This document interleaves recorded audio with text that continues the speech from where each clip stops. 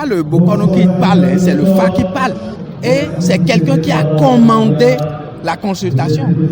Lorsque vous allez faire une consultation, c'est que vous avez demandé la consultation du FA et le FA vous parle. La consultation du TOFA est commandée par le président. Donc le FA parle au président par rapport au pays. Donc nous, on n'a pas d'inquiétude par rapport à la toile. Hein. On ne regarde même pas ça. Puisque ce n'est pas le Bokono qui parle, c'est le FA qui parle. Si quelqu'un ne comprend pas ou n'est pas d'accord, il n'a qu'à aller regarder dans les arcanes du FADou que nous avons trouvé. Le FA n'est pas une invention. Le FA n'est pas une invention. On ne naît pas Bokono, on apprend, on devient Bokono. Par un apprentissage minutieux de plusieurs années. Donc, le même signe peut être interprété par plusieurs personnes et vous retrouverez le schème de ce qui est tracé, c'est tout. Oui, c'est ça d'ailleurs la méthode scientifique qui couronne le FA. Mes chers frères et amis, bonsoir à tout un chacun de vous. Et je parle sous le contrôle et le respect de tous les dignitaires de nos cultes endogènes et des pères du FA, ceux qui sont les consultants de cette divinité et qui soient sur cette terre ou de l'au-delà, et je m'incline devant leur mémoire, tout en disant que ceci n'est pas un bon signe. Ceci n'est pas un bon signe. Ceci, c'est un très mauvais signe. Le Sa à clan, c'est un mauvais signe. Sa à clan bas du coup. Sa à clan bas du tio. Sa à clan bas du tio. Sa à clan. Le Sa, d'abord naturellement, tout le monde sait que c'est la puissance des femmes, la puissance de sorcellerie, la puissance de tout. Et que face à cette puissance-là, il y a des sacrifices et libations à faire. Le Aklan, d'abord, naturellement, littéralement, traduisant dans nos langues, Aklan là, c'est la division. La division, la confusion totale. La sorcellerie, la confusion totale. C'est en fait la composition de ce Fa qui est tombé. Moi, je plains et ceux qui disent que c'est un bon signe. Ce n'est pas un bon signe. Moi, je pense qu'on a toujours dit, le Fa n'a jamais menti, c'est le Bokono qui ment. Ce Fa-là, pour tout le monde qui sait, n'est pas un bon signe. Nous devons nous lever, chacun dans sa famille, pour conjurer ce mauvais sort, cette mauvaise géomancie qui est sortie. Parce que dans ce signe, c'est assez de morts. Assez de morts, surtout nos femmes, les épouses, un peu partout là. C'est assez de morts de côté des femmes. À Saclan, bandit tio, au Sao, nous caillons mes bitous. À Clan, nous ayons fait tout mes bitous. Tant que tu nous connais, tu as fallu mes billes, beaucoup non, beaucoup quand il longtemps même beau fier, abi mes bilingues, quand on bien le comme ton, pour qu'à dormir dans que nous aider dehors, au jardin dehors, dit, bon, mes billes, que nous étions, faille, et j'étais mes billes, bien dit. Faille quand il faut, mais faille, faille, il faut dire à faille, bon, mais à d'autres jours, nous délai, faille, il faut aller, carrément, disons-nous la vérité. Ce n'est pas de l'honneur, c'est une autre dignité, c'est notre divinité, c'est notre identité. Ce n'est pas à quelqu'un de venir nous l'enseigner. Mais tel que ça est là, il faut qu'on soit en mesure de nous dire la vérité. Il faut qu'on soit en mesure de nous dire la vérité. Le Fa là, Fa est de Diaténéon, Fa est ouais. Fa n'est il faut dire à Fa ouais. Carrément, disons-nous la vérité, Fa ouais, il voit. Parce que ça a dit, mais bitou. Ba clan ne jagoudone. Maintenant, c'est mes couilles carottes.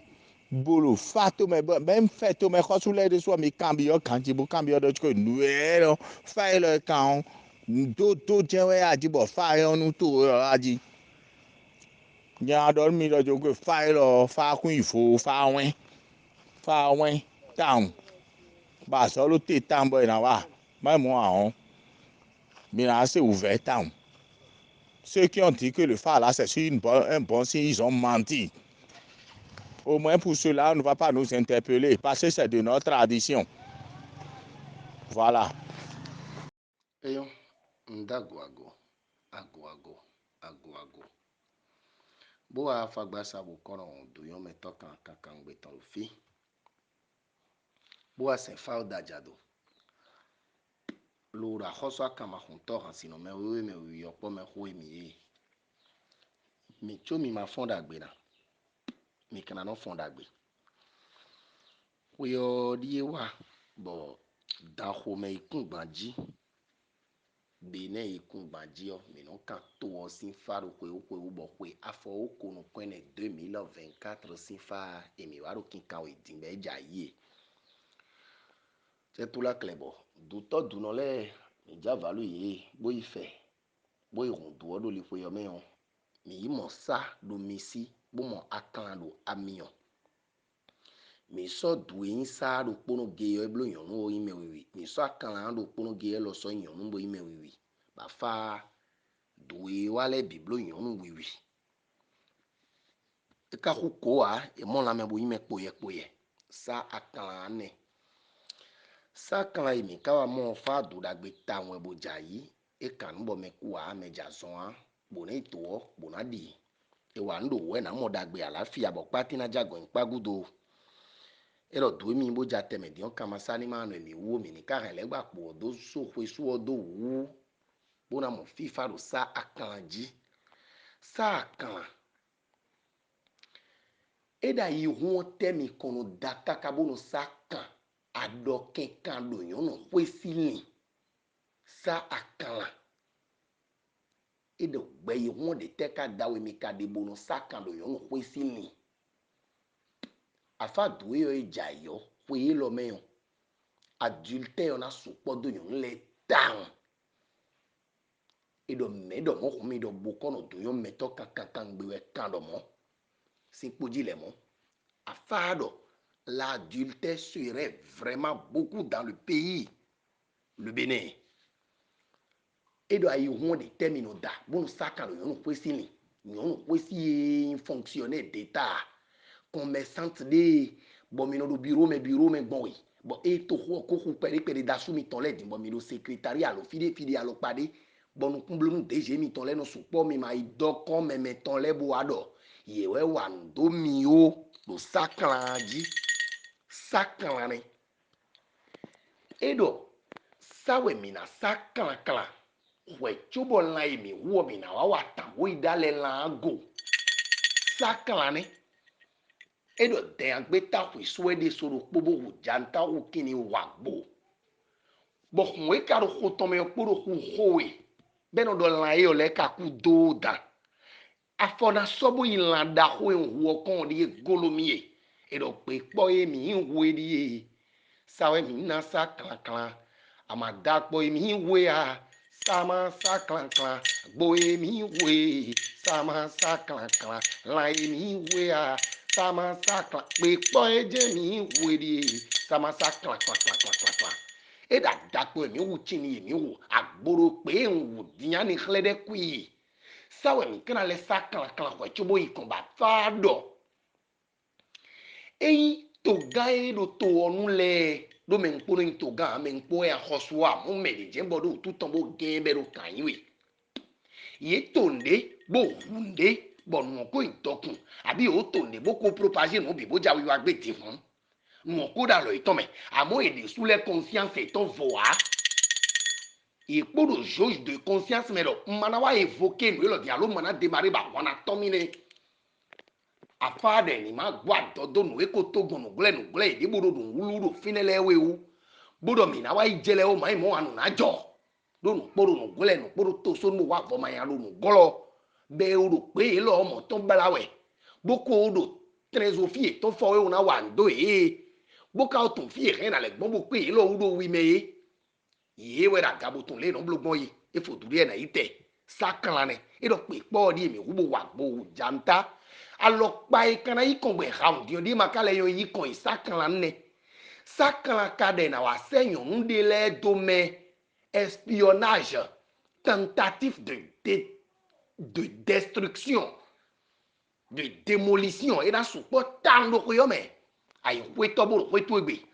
bon voisin to yon ou famille to yon dada to e de kete bon we ko kun pra yon on de bo e pe fi to evi bo yon bo e na se do e vacances di e ja we do pe lo me mi ya ogbe ba mo te bo no fi pe de afa do yon ji na gbon bo ra wa ndo me tra la honto che sa si di ja konche honto che si fiyon trala honto che sa si trala honto che si fiyon no to fa polisa kala do modie e do ni die kule adibo kule to ni mi ki kwe chobo mi ka vo kweche e do ni die kule adi bo kule to ni mi ki kwe chobo mi ka vo kweche o vo gleche sakala ne do mayela no kan ni ya be ya hosu to no fie duwe yo i jolo to gan ero to nu le gon town de oro pori ba nu de no pe ahosu mene o gbede ahosu flag gbejiwe eje bi wu me cho eje zike we me cho bo fie na gbo pe otuto iton wa e ka ro kon to asonja son fo de to gudo gbe lo ho to ro ton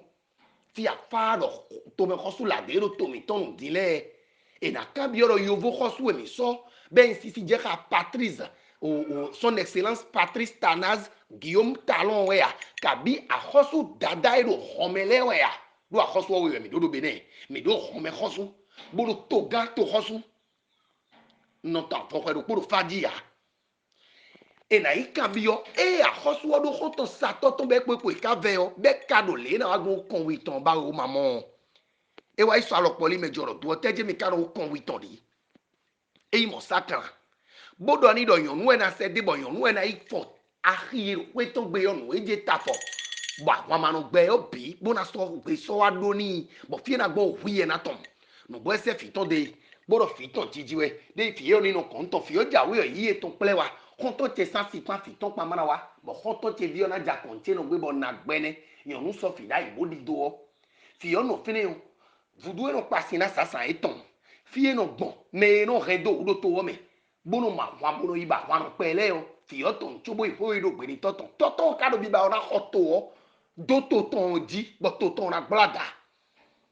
fi afa do mi ma don àwọn da ho ero jije gbogbo kina o Niger file we onu mo nko toton mi ma yo blo yo fo sa ganjo ya trade ya bo kito nko mo to gan boro khesi me ye me fa kan we bo nu jon we mi na do ni me yo mi gbedu do bo na kite chododo do fune o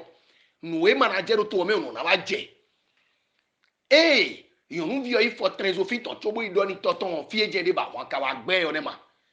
be wa yi mo to me hosula de o kana bo fie e ma no gbon no ye to me ko gbon bi bo gba no we do to me o gbacho be wa yi ti yo do de so ji be am konto sa toton kana bo ro chei un pule adi bo pule to ni mi de ko chobe mi ka vo pe che ma ani di gbomi fi afado wa den we na wa me ajiji me be na ya lo me bona ya fi bo bada sin po yan la do ton ni yibo ni dagbe ton ni wa afade na do nu kun jini me bona se gbeto de me bo gbeto na wa nde me do sakala me sakala ne o sakala e do mwe makano soko kolo va dire pe npono no do ka ono ba no topo afado fideti me o mai fidi mi do fi kwa ka fidi me de fo fidi voye bo mi do ken bo tesi se gole meton e ja we ne mi boja wa te mi gbe mi tun kan me on e jete mi tun kan me mi do kan bo me ma to me finu bo mi wuli so sun e ya alo mi so e so ro fene be da so wa ni mi bo e te kogo titi to me ma so si mo toton no ton o ma so si zenken o e mi tun kan me o e de kuno wuli koklo vi gbe npono o no do kan o no ba no ton po e no le ja sakla don dende timbo ne mi kla jenu bo te kogo ti no ko hun me ni tun do me ton inu le alo me inu no eyo eru ku do bo jawe boro no iton na tun kai wo ne kaja kan tun gbebe mi na gbe nu ma je jati je gbebe mi na do nu boni to ga do to onu o be na ba ede so to fie na gbon de me o do fa poli sakanaji sakala ne o sakala edo yin khi gbe mi ja won mi te pon boyon khi emi kana yin de agbe ta pe so na pla tu le won mi pla fi afa do wa de nbo de mezinza de yo ne e mpo ero po kheburu constitution na réviser khewe on a l'air de 7 ans que te to gbe mo kwa on tina do ni we 20 ans do we le yo e gbo ka do do we pa i khada gbe o pa da o yo khide chokun le ai khame pa de khide u kan e do to nu emi e e do khi gbe mi ja pe mi khi emi kre de agbe ta pe su tu le no kwa mi pe to afa de na do fu khame bo kana do fu khame we yo yin la do to ni ibo ni dagbe to ni wa do sakana ji o sakana e do magima kano bo no magima no bo no tete we gino bi ba fa do won le do jo ejimide bonu e ma o yin mi ton ti bo mi si ku mo do egbe so asanton gbe ona du do to o mele emi do wezu ton o na mo bo na du le yin la do ton ni ibo ni dagbe ton ni wa afa do mi ero kun le do kwewe din honto che ko khoso hun ni lo na ho honto che gba singbo na gba honto che ko install lo na ino vi che pe bio e ko ho ma ho le emi jeme mama mi na de kon le itoro gawe do fa poli sakala ji sakala de fo hun e no fo no ka emi ono ka do mo e do gi kuno bi orun wo tete gi no bi fa poli sakala ne o sakala emi na do ni meyonu e ko yin o ko da supe voulez-vous dangbano fimi ton yon we mi de so mi do le bo do ko dile emi bo ka sa for da for jini yiro da du yo kan gbe wa kan to yo fa bo de ni blo tete mama aku e ton kege lo to ba ni gbe to me sakala afo teji ton da ho npo e ren we bo we fa di kan mi we wa de sakala edo o to ba ni hunto yona tolo pe da hu me to ba ni hunto nja we ma nja edo yona tolo pe da hu me to ba ni hunto e ridie de ko kakawa so kana do nu kun e fi afa poli sakala edo yon na ba do ba ni nu na su po din bonu on lo kana o do me bo na o ja bi gbagbe o na re fwe gba o re kle gba lo na o do me na di da ba we be na do to ba ni asu e ton le we kabi no vi e ton we nte no do o fudu hun to ba we o afọdópè ní wọn bẹẹmi ní odópè wọn lọ ní ìlera jẹrọ xẹnuna èmi náà dé kó náà kú pọ pẹlẹlẹlẹlẹlẹlẹ ẹ má kàrà nọmọ nùmí amẹdẹ sọ ẹnu zọn fàkpọlì sàkàrà nẹ kó ifá ẹni kánò dàkó mẹ bẹnẹ 2024 ló sọ díṣe wáyọ nù ìfàkpọlì sàkàrà náà dọ ọ nẹ ẹ dọ yọnu hùn àdóba ní hùn tọ ọ̀nà dé kó náà dọ dóba ní hùn wẹ